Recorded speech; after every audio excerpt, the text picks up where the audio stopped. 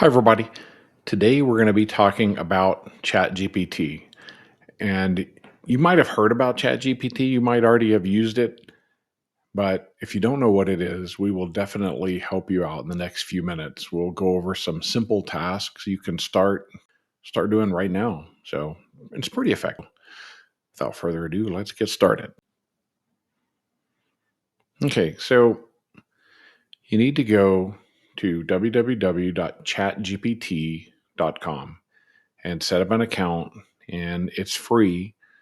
You can pay if you use it a ton like I do. It's pretty simple what it looks like.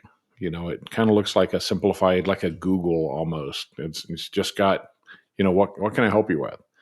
And over here, this is the sidebar. Don't really need to do that, use that too much. It talks about all your previous um, chat GPTs that you've accomplished. So let's close that. And I am going to start with some pretty simple things here. So the first thing is just let's just say you've been wanting to make beef stroganoff, but you had no idea how to make it. So let's throw that in there. I want to make beef stroganoff. Can you give me a recipe and a shopping list with all the ingredients? So let's see what it tells us. And boom, there's your generated recipe. And let's see what it does with, oh, I guess it is all of it. This is the shopping list. And then the instructions are down here. So just one thing, if it doesn't scroll up, you just need to either hit this button or scroll the little arrow, down arrow. That's just a simple recipe, and you can type a recipe in for anything. Now, if you want to get into a little more um, of the complexities, let's look at meal planning. So let's throw in.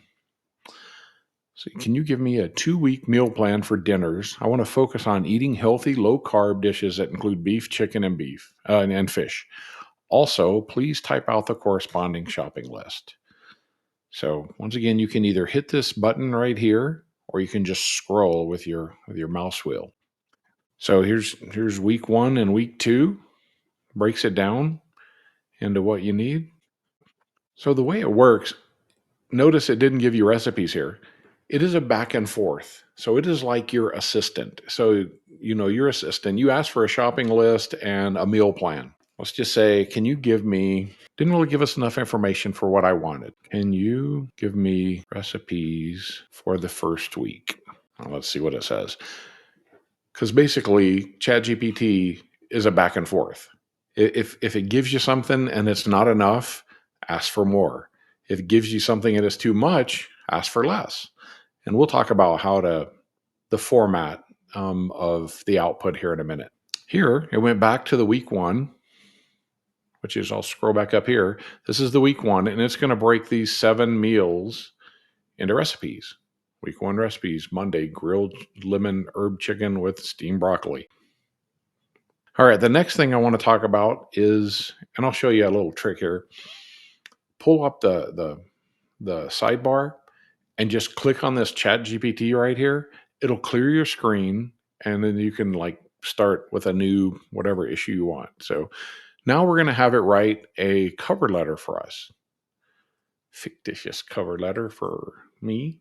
I've been learning marketing. I want to write a cover letter for a marketing assistant job. I currently have a bachelor's degree in marketing and 10 years experience in a marketing firm. So let's see what that gets us. So it's going to go right into this. And what ChatGPT does, if you don't give it enough information, if you would have included the name of the company, it would have put it right here. But since it didn't, what you have to do is copy this down to Word, or copy it down to, whatever you're going to, print it out in, and you need to fill this stuff in. Now, if you would have included that in the original request, I really didn't want to make up a bunch of names and crap. So um, it'll explain things, and then you can just go from there and you can edit it the way you want, or you can just go back over here and say, please include more information to see what it does. It doesn't know anything because we haven't given it anything. So if you were doing this for real, you would go ahead and throw all your information in there. And here it's just making stuff up. But what it's good for is like instant brainstorming. And then, like I said, it's your assistant, and they can just throw stuff out there for you. And we'll go through some other things here. Let's see. So I'm going to clear it again. I'm going to go back up here to the sidebar because I like to have a clean. I just like to have it like this. Let's say you don't know something about history. Pull up.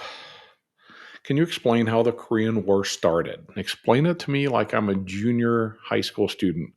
Now later, I'm going to get into personas, and basically that you are you are telling ChatGPT what to act as when it's looking for information, because an accountant is going to look at something totally different than a psychiatrist would. And so you basically will prompt ChatGPT on how to act. Here, I kind of did it at the back end. I said, "Can you explain how the Korean War started? Explain it to me like I'm a junior high school student." So let's just see what that says.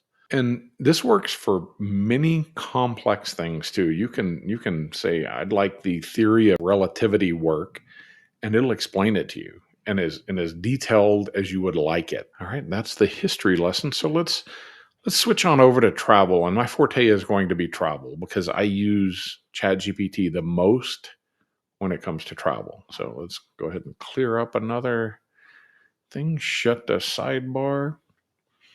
Now, I'm driving from Albuquerque to Dallas. Tell me anything worthwhile to visit along the route. I typically like to check out things that are off the beaten path. Please put them in a table and put them in the order of their appearance from Albuquerque to Dallas. So let's see what ChatGPT will say to this. First of all, it's going to develop the route, and then it's going to tell you, hey, in this order, I would check these things out. And we've used this quite a bit. We were in the south of France a few months ago, and I would say, hey, we are going to be staying in Montpellier or Nice. Tell us everything that's in that city that we should see. And we really did find some wonderful places to check out. So that's how it works with travel with the route information. Let's say we're going to Barcelona, Spain. And can you give me a 7-day itinerary in Barcelona? We're staying near La Familia Sagrada and we'll be using public transportation. Please include one restaurant per day for dinner. The restaurant needs to be food that is authentic in Barcelona. We are starting our trip on March 1st, 2025. So you kind of see how I'm giving it more information. The more information you give it, then the better information it's going to respond with. So this place, it says arrival. So the evening walk to Bodega La Puntual for dinner. And then every day tells you what you should do, what to check out. Let's just say I have limited mobility. Can you please update? So now what it does, it's just like we're having a conversation with our assistant, and you say, "Hey, I don't get around as well." So it's going to tell you the accessibility options and how to get around. It says wheelchair book a guided wheelchair friendly tour, and it's going to go through and it's going to update that. You say, "Oh, let's just say, oh my gosh, 2 days got chopped off the tour. Make it a 5 day." So now it's going to make it a 5 day. But while it's doing this, I'm gonna continue talking to my assistant because we're gonna go in April. We are going in April. Can you look up the weather and tell me what to pack? And let's see what it says. Okay, in April, Barcelona enjoys mild spring weather, making a pleasant time to visit. Here's what you can expect and some packing suggestions to ensure a comfortable trip. I'm visiting Albuquerque for a few days and I want the most authentic breakfast burrito in the city. Can you please give me an idea where I should eat? Use Google and Yelp ratings to help. I want to eat at a basic place. I don't need a fancy sit down. Please put the results in a table. So let's see how it responds to that. If you're on the hunt for an authentic breakfast burrito, now here's where we'll talk in a little bit, but ChatGPT tends to make some mistakes. And what did I say? I said put the results in a table. It didn't. It put it on a map. Call it out. Your assistant made an error. That's a map, not a table. Please do it again and put the information in a table. Wow, still a map. Put it in a table.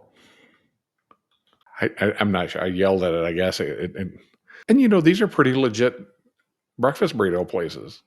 It's probably famous for the number 9 breakfast burrito, and that's probably one of the most famous burritos in all of Albuquerque. You might as well try to cure world hunger when you talk about what's the best breakfast burrito in Albuquerque. That's kind of why I pulled this up here because you'd probably get some argument. Haven't ever heard of this burrito lady. You see how sometimes ChatGPT makes a mistake, and we'll talk about that because it's a large learning model, large language model, and it's learning every time you interact with it. If it makes a mistake and you see the mistake, tell it, "Hey, you didn't put that in a table, you put it in a map." And then it put it in a map again, and then I yelled at it and said, "Put it in a table," and it put it in a table. So, and it's interesting how it works, and I really do appreciate the back and forth of it all because you can go down to the nth degree, and we'll definitely what you'll end up doing is probably something like me, where you have a paragraph of text whenever you use this because you want to give it as much as you know or as much as your preference are. You can say, I like vegan, or I like beef, or any restaurant like a situation like that. Or you can say, I don't like museums and churches. I've been to thousands of churches and museums, and I just want to do something different. So you can tell it to make it and to tailor its answer. And then if it gives you an answer and you look at it and you go, I didn't like that one, you can say, try again. And that's one real nice thing about ChatGPT. So hopefully I've given you the basics. I've shown you a few different things you can do with it. And I would definitely give it a try. So you go to ChatGPT, establish an account, and then just start typing and talking to your assistant. And if you look at it like that, you look at it like it's an informed assistant that's available 24/7. I kind of use it for my Google now. I don't really I'll use Google if I'm looking for a specific website, but if I'm looking for information, I typically will chat GPT that. So and now I'm going to start saying that instead of Google, you chat GPT something. So if you have anything to add to this, please put those in the comments below. If you like this video, please subscribe to our channel, hit the thumbs up. Thank you for watching. I really appreciate it.